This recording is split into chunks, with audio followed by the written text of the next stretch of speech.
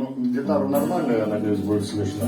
Я буду регулировать расстояние от микрофона. Я отсюда тоже, если что, Чтобы сочеталось, да.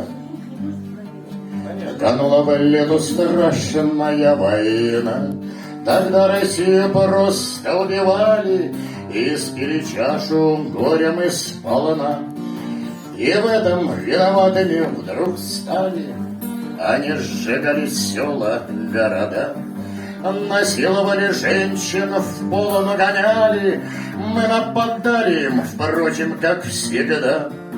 И в этом виноватыми уж стали.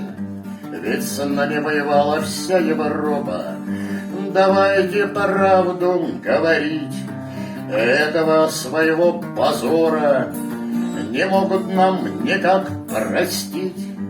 Поэтому не помнит фрау Меркель, как зверско уничтожил Дрезден Черчилль. И заклятые друзья поляки не прекращают клеветы, атаки.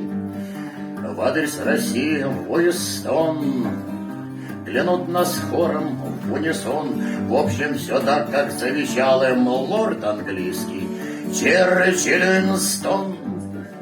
Дружище, Запад спит и видит сладкий сон. Сбылось все то, о чем мечтал Наполеон. Словом, Россию на колени, и чтоб от русских не осталось даже тени.